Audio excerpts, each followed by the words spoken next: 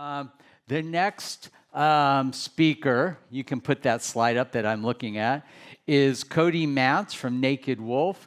We're going to show you a little preview of the store that they just built on Bond Street in London. Bond Street is kind of the Rodeo Drive of London. Let's play that little clip.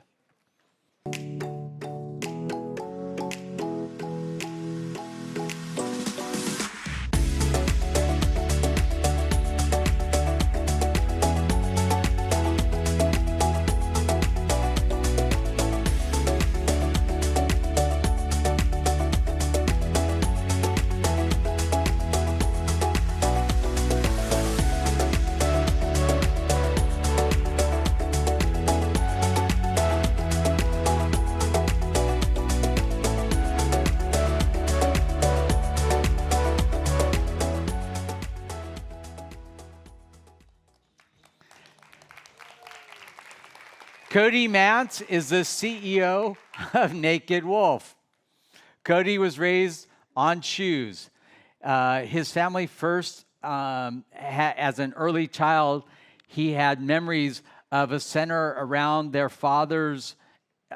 I messed this up. I'm going to start over. Cody Mance is CEO of Naked Wolfe. Cody was raised on shoes as his first job, and in his early childhood memories, they center around his father's Melbourne, Australia shoe shop. You Aussies, did you know that Naked Wolfe came from Australia? Some of you did, some of you didn't. In high school, he and his co-founders couldn't find a luxury shoe that celebrated youth and culture, so they started their own chunky, platform-centric, which it is, brand, now called Naked Wolfe. In 2022, he made the Forbes 30 Under 30 list. Let's give it up for Cody Mance.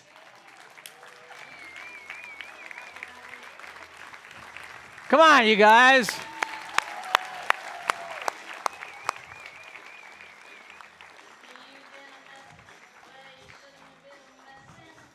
All right, thank you. Before I leave the stage, you got to tell them how you guys came up with the name Naked Wolfe. Oh, I think we had maybe 30 or 40 names that we put on a piece of paper, and we all crossed them off one by one, the ones we didn't like, and then I think the one at the very end was Naked Wolfe. So it was a random, very random way that we found it. But yeah, my name's Cody Mance. I recently moved to Los Angeles maybe 2 years ago. I started the business when I was probably in your position. So I was 20 years old. I just finished high school. I didn't want to go to college, but I wanted to do something that was different and wanted to work with my siblings. So my siblings are very similar age to me. They're 2 years apart. And so we sat down on a table and thought, what can we do? What can we do together that could ultimately lead to a career for us? And we thought, why don't we just make some shoes and make a very cool shoe brand that didn't exist? So that's basically what we did. We packed our bags from Melbourne, Australia. We moved up to China. We knew that the majority of the world's footwear was produced in China and in Asia, so we moved there to try find suppliers and find people to work with to make our shoes.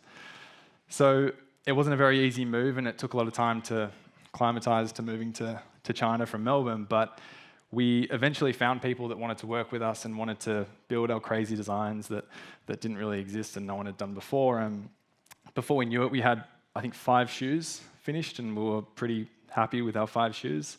We made a Shopify website and started putting it on Instagram. Very slowly, nothing happened. Took maybe 3 or 4 months of us sitting there trying to work out why was no one buying our shoes. And then eventually it started slowly dripping in. So we maybe got our first order, which I've got a photo shortly I'll show you of, which came in maybe 3 months after we started the company. And then very shortly we had major celebs asking for our shoes because they started to see it on Instagram and started seeing more and more people wear it. So it very quickly grew from that point of view and from that time. And when it was growing, I was still living in China and thought that maybe I need to move to a bigger city to try and make the brand a lot bigger. So I did that. I moved to London. We set up an office in London, had a team in London, and was reaching out to as many people as we possibly could to try make the brand bigger and get our name out there. Then after 4 years, I finally moved over to LA. So it's been a long journey for me, but I'm only 28. I started when I was about 20 doing this, and it's not been super easy, if I'm being honest. And I think a big part of this is if you want to become an entrepreneur and want to start your own business, I think you need to be prepared that it isn't an easy process. And there was times where I'd be working 7-day weeks for 4 months straight, and I hadn't seen any of my friends back in Melbourne for 8 months. I had a girlfriend at the time in Melbourne that I hadn't seen for a while, but she stuck with me, and we eventually got actually married in London. But yeah, it's not easy. So I think that's one point I wanted to come across and say, is that it may look amazingly sexy and amazing photos of celebs and everyone wearing our shoes, but at the end of the day, it takes a lot of hard work and a lot of effort to be able to put something like this together. But it's incredibly rewarding to be able to see the video of the store that just opened in London, and I think it's just over 7,000 square foot, and you can see the 10-foot tall shoes and boots, and it's a pretty amazing experience to see it. So that's what I wanted to start off with. But my role in the business is I'm CEO, so I do everything operational, basically anything that's not design for the brand. So my sister Bronte, she does all women's design. My brother Cooper does all men's design. I have one more brother as well, Luke, who does wholesale for the brand. So my job's really any problem that could possibly happen in the business comes straight to me and straight to my desk, which is a lot of fun. And my job is to try to A, solve the problem, but B, grow the business at the same time. We recently just opened an office in LA when I moved here, and next step for me and the brand is going to be building retail in the States. We recently just launched with Saks and Neiman Marcus and Nordstrom, and that's kind of the first step of our US growth and expansion and what I'm trying to focus on. But hopefully we're going to be able to build what we just built in London, over in New York, in LA, in Miami, and hopefully all across the States. So I think one piece of advice that I'd like to pass on, at least that I've learned, is when looking to start a business, look at what problem are you solving. So for us, for example, we, like Bill said, we were sitting in Melbourne at the time. We wanted to buy really cool shoes from Balenciaga. I remember this. And I think they were $1,200 at the time. This was maybe seven years ago. And we all sat there knowing that we couldn't pay $1,200 for a pair of sneakers. So how do we get cool sneakers that we all wanted to wear? We wanted to stand out. We wanted to look really cool when wearing a super cool brand, but we didn't want to pay the $1,200. So that's when the idea came to do Naked Wolfe and to build a shoe and a shoe range that can be accessible to a normal person or to a person who's into fashion. So our price point now sits at around $250 for a pair of shoes, and it's very, very different to anything you'd see on any street in the world. So you can see the chunky sneakers here, which these are actually the ones that Wednesday Addams wore in Netflix, which was a crazy experience when that happened. They sold out, I think, immediately to the pair the very night that she wore it. I had no idea. I hadn't watched the show. I didn't even know it existed. But I got a text from someone saying, "Are these your shoes on Wednesday?" And it was. But that's what it is. It's very fashionable forward stuff that my sister and my brother want to wear, and my sister's actually quite short. She's about 5 foot, so everything that she does is platforms to make them a bit cooler and higher. And yeah, so that's one point. But the next thing I wanted to mention was that I've actually got some photos of the shoes. Here we go. So just to give you an idea of the type of products that we build, it's kind of a little bit crazy. The most famous one that we have is the Spice boot in the top left corner. So this one was actually awarded the #1 product in the world last year in 2022. Thank you. So I think this boot had over 200 million TikTok views. It was all over the internet. It had a big viral video, and this was kind of when TikTok was blowing up. So that kind of launched this product for us. But then you can see we do super chunky boots, but the men's down the bottom and the ones that I'm wearing are a little bit more commercial, which is probably more so my push. My brother and sister are super cool and super crazy, but my fashion isn't super crazy, so I kind of push them to make stuff that I can also wear, which I am. Then we also have some more, and you can see obviously more chunky stuff, but it's very different, and I think that's what we wanted to build, and luckily we were very lucky that enough people actually want to buy different product that they also think's cool. Otherwise we'd be stuck with a lot of shoes that no one wanted. But we've been super lucky that people actually respond to this and love this type of product, and it's different and makes them look cool and stand out. Just some people that have been wearing the shoes. There's been a huge amount of celebs. Almost every major celeb in the States has worn it, which has been incredible. And when we started it, we didn't have the intention of doing this. It just happened. I think the first time we had someone reach out about the shoes was Gigi Hadid. She messaged us on Instagram saying, "I really like your shoes. Can I have a pair?" So we immediately sent it to her for free, of course, and she wore them, and that kind of started the brand growing. So we didn't start, when we started the brand, it was obviously very small. We didn't have a lot of money to advertise it to a lot of people. But what we did was just to reach out to hundreds of people every single day trying to say, "Would you like a pair of shoes for free? We'll gift it to you. Please, can you post it?" And very surely enough, it started happening, and people started posting it because they love the product. You can see some NBA players recently as well wearing it, which I think is a really big push for what we're trying to do in the US, because it's a massive market and a lot of people love the NBA here. And just a few articles you can see as well of the brand. The Wednesday Addams, it's been on Euphoria. All of this being super organic. So for people sitting here thinking, okay, you must have a lot of money to pay these people to do it. No, we got all of this organically. Wednesday, we gifted the stylist who was on the show, and she liked them and they wore it. Same thing with Euphoria, and same thing with Courtney. So I think a really good point is you don't necessarily now need to have to put a lot of money or spend a lot of money on advertising and getting people to wear your product. If it's different and they like it, they're going to wear it. And that's what we aim to do, and luckily we're able to do it. The flagship, which you just saw, which is a massive achievement, I think, for the brand, and probably the thing I'm most proud of is being able to build this in London, and hopefully going to be able to build this pretty soon in the States as well. Just some more photos. So with the store itself, we wanted to create something that people and influencers could come to and take photos of and share on social media. Almost like we didn't really care if people were coming in and weren't actually buying shoes, as long as they took photos and posted it, because I think a big part of our brand and growing our brand is being able to reach as many people as possible, so to find anyone that could buy either online or in-store. So we started off as a direct-to-consumer e-commerce brand, and very, very quickly we realized that it's very hard to show people what the brand is just online. So we decided, okay, let's do a store and let's do pop-ups around the UK we focused on because I was living there. And just to give people an idea of what the brand actually looks like.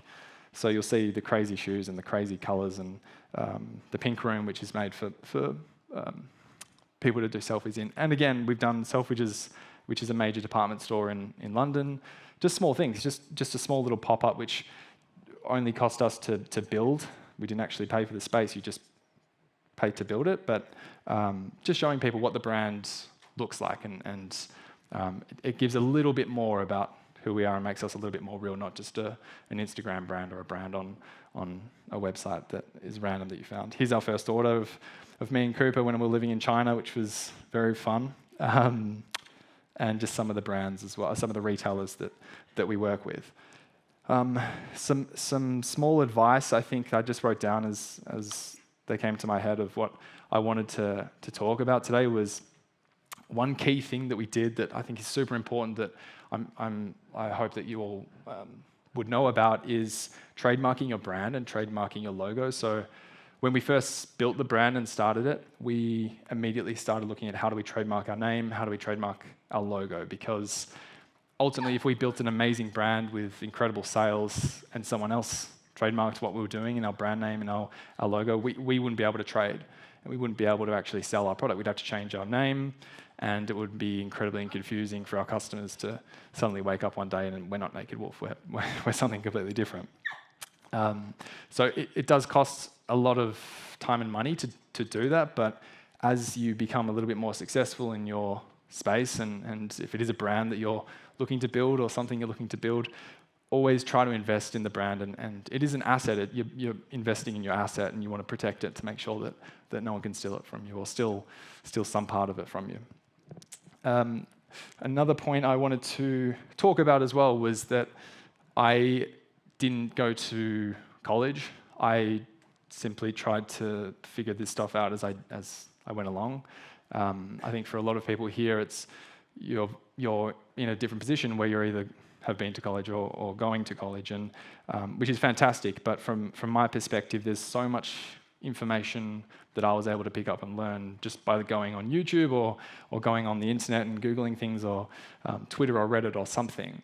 But there's so much information, especially now, even on TikTok, that you can pick up and things that you can learn just from doing a little bit of research. When you're bored or when you're at home and don't have something to do, you can open the internet and type in how to build a Shopify website, which is what I did and how we started this entire thing. And it was all started just on a random Shopify website that I Googled how to make, and luckily the product was out there enough and different enough that it made people want to buy it. But ultimately, it was just learning everything as we're on the go. Last thing I wanted to talk about was I probably didn't do this enough, but I didn't really ask people for help. So, for example, if I didn't know how to actually do something, I'd try to work it out myself, and I might have stuffed it up, or I might not have done a very good job of it. But there's a lot of people that have been through exactly what I went through, or what you're about to go through if you are starting a brand, whether it's logistics or design or warehousing or anything.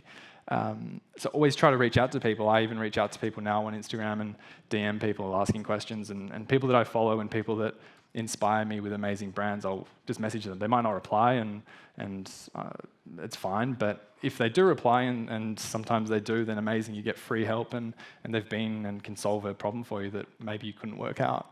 So I think that's a really important one, is don't be shy in asking people questions. I think that's all that I really wanted to pass on today and to bring to people, but if there's any questions, I'm sure that we'll catch up and go through it. Let's do some questions.